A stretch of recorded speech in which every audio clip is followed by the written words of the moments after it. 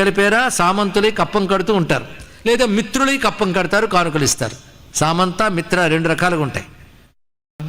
ఈ పాండవుల్లో ఓడిపోయిన వాళ్ళు ఎవరు లేరు, అది తెలుసుకోవాల్సింది. ఏ రాజులు వీళ్ళ దగ్గర గెలవలేదు. అలా మత్స్యదేశం, అనఘదేశం, అభయదేశం, పశుపతినాథ సమీపంలో ఉన్న ప్రదేశములు, మదధారమనే పర్వతము, అక్కడున్న సోమధేయ నివాసులు, భోగవంతమనే ప్రాంతము, వీటన్నింటిని జయిస్తూ క్రమంగా వచ్చాడు. విదేహ దేశానికి వెళ్ళాడు యుద్ధానికి. అక్కడ విదేహరాజ్ జనకుడు ఎక్కువ శ్రమ లేకుండానే పాండవుల వాడు అయిపోయాడు అన్నారు. ఇదే విషయం ఇక్కడ. అందుకే విజజ్ఞే పురుష వ్యాగ్రహ నాతి తీవ్రేణ కర్మణ వైదేకంచ రాజానం జనకం జగతీపతం.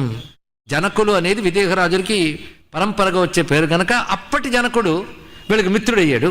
ఇంకా శర్మకులు వర్మకులు అనే రాజును కూడా జయించాడు. శకులు బర్బరులు వాళ్ళ మీద ఒక వ్యూహం పని వాళ్ళు వశం చేసుకున్నట్టు. ఒక్కొక్కరి దగ్గర ఒక్కొక్కటి ప్రయోగ విధుల్లో ఛలం మనకు ఉపాయం ఉంది. ఛలం ఆ విధమైన ప్రయోగం చేసి వాళ్ళని వశం చేసుకున్నాడు.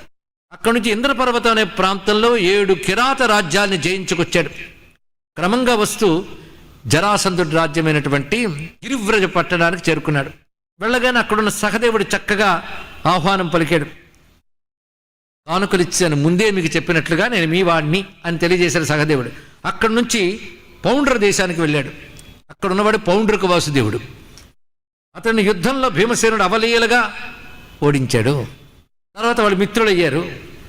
అక్కడి నుంచి క్రమంగా మహౌజసుడు అని కౌశిక నదీ తీరంలో ఉన్న రాజుని జయించి సముద్రసేనుణ్ణి, చంద్రసేనుణ్ణి, తామ్రలిప్తమనే దేశరాజుని, సింహదేశపు రాజుని జయించి లౌహిత్య దేశంపై వెళ్ళి అక్కడున్న వాళ్ళని జయించాడు. ఇందులో మ్లేచ్చులను కూడా జయించాడు. సముద్రం వరకు వెళ్ళి అన్నారు ఇక్కడ.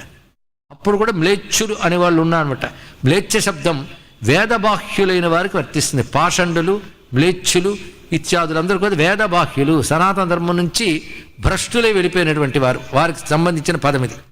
అలా వచ్చి ఈ కానుకలన్నిటితో ఇంతమంది రాజులను అధీనం చేసుకుని వచ్చి ధర్మరాజుకి అప్పగించాడు. ఈ తమ్ముడు కూడా ఇంకా సహదేవుడి దిగ్గు